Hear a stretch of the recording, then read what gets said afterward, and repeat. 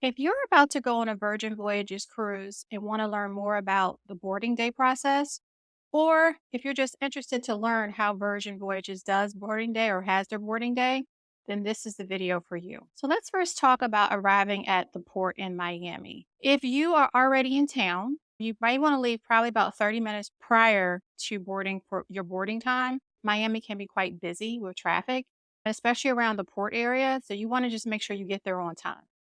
Also, if you're flying in the day of, which from previous videos, I already highly do not recommend, but I understand sometimes you have to do that. Just make sure that you have a flight that's scheduled to arrive in Miami, probably the earliest as possible. This will help you from the standpoint of if there's a delay with your flight, then you at least may have other options for getting there. If you're using a rideshare service, just make sure you tell them or when you actually do set up everything in the app to drop you off at Terminal V, V as in Victor. That is Virgin Voyages terminal. If you're going to be parking or you're driving to the terminal yourself and you're going to be parking your car there, you want to go park at Parking Garage G, which is covered. It is $22 per day. They do have an option in Lot E, which is uncovered, for if you have an oversized vehicle or if you decide that you don't want to park in the covered garage. The cost is also still $22 a day. It is more than that if your vehicle is so large it takes up 2 lanes. Once you actually go up to the actual boarding area for Virgin Voyages, you will be greeted with porter staff. If you have any bags that you want to give to them to check, they will take your bag. It is customary to give some tip for them to take your bags. They also actually do check, like I know when I recently went on Virgin Voyages, they wanted to make sure that I didn't have anything in my luggage that wasn't permissible.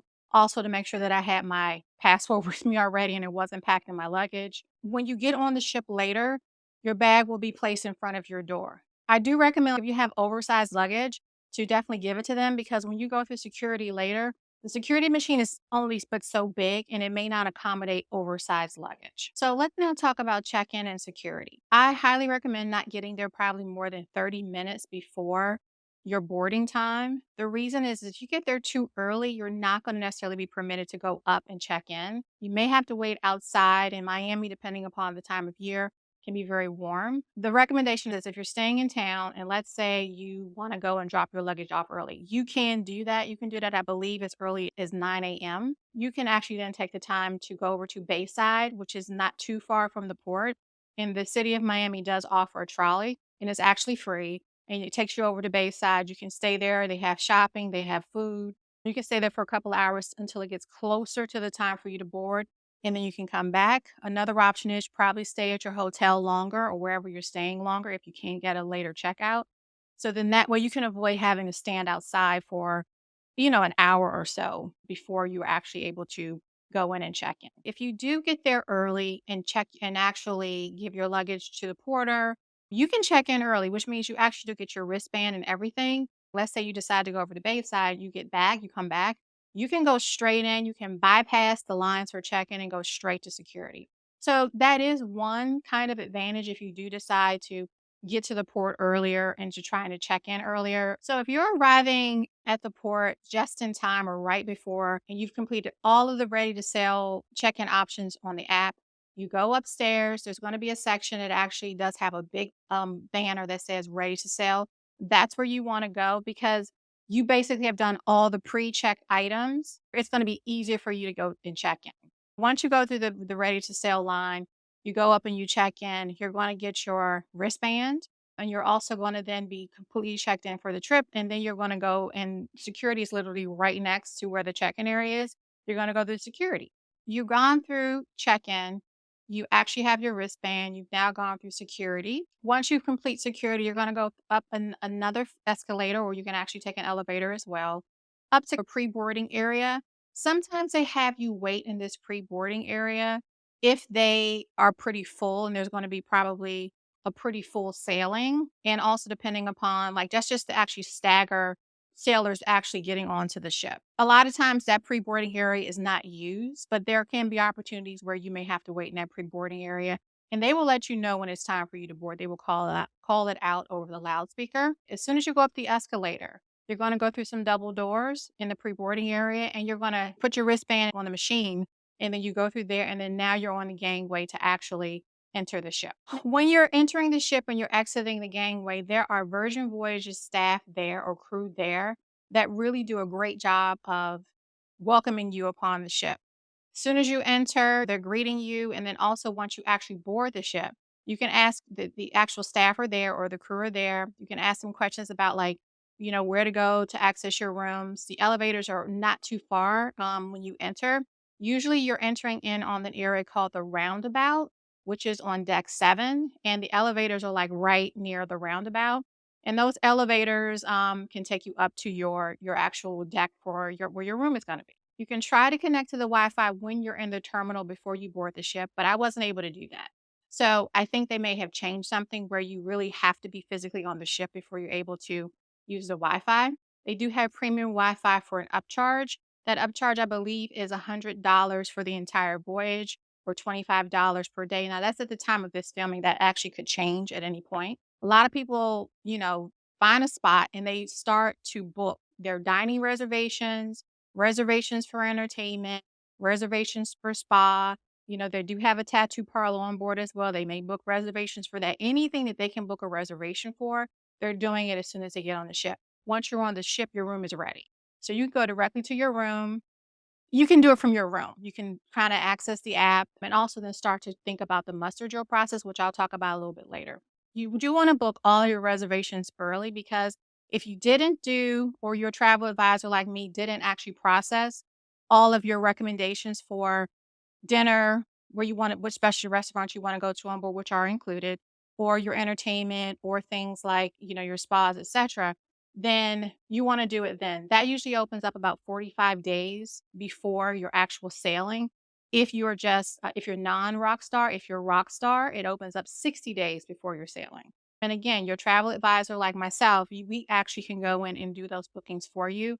I know we send out a reminder to everyone just to make sure that you know that, hey, please go in and make sure you do your dining reservations because they do book up pretty quickly. Now, Virgin Voyages does hold the majority of it until all the sailors are get on the ship. But if you are running into any issues with booking your reservations, you can go down to Razzle Dazzle and actually they can actually book all of your dining reservations for your entire voyage. And they actually can go in and move things around and make recommendations for you as to based on which restaurants you want to go to, which days, which times might be better. So that's a thought or consideration you should consider as well. Let's talk a little bit about the actual app. Now on the ship, and even before you get on the ship, there is a lot you can do from the app. And I highly recommend that you download the app as soon as you actually book your voyage for a couple of reasons. One, you actually will be able to take your picture that they'll actually need for you to board.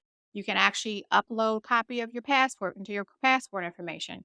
You can answer a couple of health check questions when it gets closer to the time. I think that's about 24 hours before you board. There's some health check that you have to do in order to be permitted to come on the ship. You can also select your boarding time. You can also then register or book your dining reservations when they open up that 45-day window or that 60-day window. So you can actually keep track in the app during your sailing around like when you actually scan for your drinks to see where you are with your spending and how much is left. Same thing with Sailor Loot. Sailor Loot you can use in like the shops that are on board.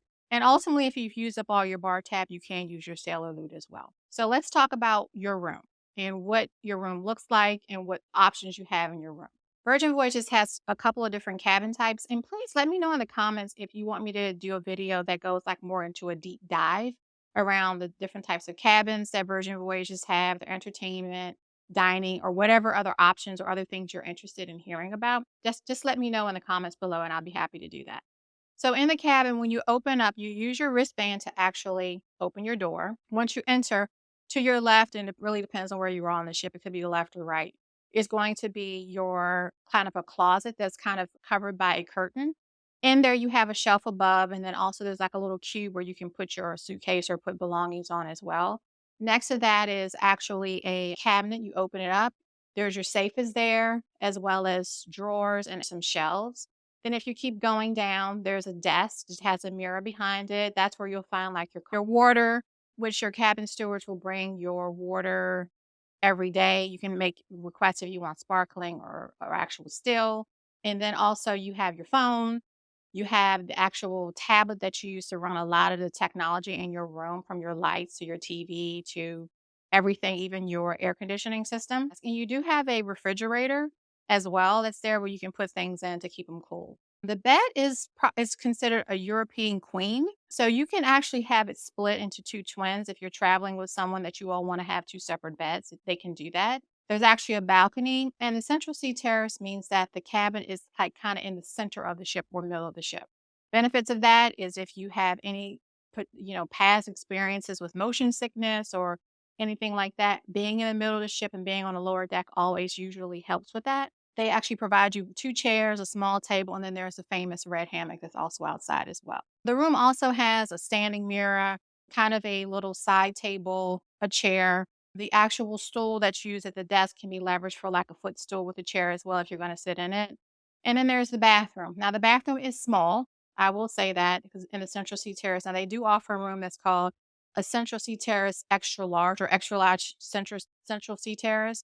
That bathroom is much bigger, but the bathroom in the Central Sea Terrace is small, but honestly, it's a nice bathroom, and that's it. That's your cabin. Now let's talk about one of the most important things you have to do when you get on any ship or cruise line. No different for Virgin Voyages, you have to go through your safety drills or muster drill, as they call it as well. Virgin requires that you watch a safety video and that you can acknowledge it through the app or also the tablet that's in your room. It's a different kind of safety video, so it does keep your attention. But once you watch it, you acknowledge, so if there's 2 people that are staying in your cabin or more than 2 people, all your names will show up after you watch the video, and you have to select that everyone actually watched it. And then after that, you go down to your muster station. I will note too that on the back of your cabin door, you will see your muster station location, so you know at all times where it is. You don't have to worry about if there is some emergency, having to figure it out from your app. So just know that it is on your back of your cabin door. Virgin Voyages will announce over the loudspeaker at different points in time about how your muster stations are open. And at that point in time, you go down and actually go to your station. You swipe your wristband, they kind of check you in, and you're done. After that, you can go about your cruise. You don't have anything else to do as far as safety. Now let's talk about the sail away party. So, sail away party happens or is scheduled from 5:30 p.m. to 7 p.m. It occurs on deck 15, but I'll say that you get the best views from deck 16. Now, when it starts, they do offer champagne. The happenings cast, which is akin to your cruise director, but like times 10, because there's multiple different people that are in the cast that have different specialties. You get to meet them and understand more about what they're going to be doing because you will see them around the ship throughout your sailing. Once the party starts and the DJ actually is on 16 as well, it becomes pretty lively. And there's also space on 16 as well to dance if that's what you want to do. It's a really nice event. A lot happens, and you actually, as you're sailing away, you kind of see all the skylines of Miami. It's really beautiful. And then you kind of narrow out in the ocean and go on to your first port of call, or it might be a sail day for you. So now that you know all about what happens on boarding day, check out my video about a pre-cruise experience or smart packing next.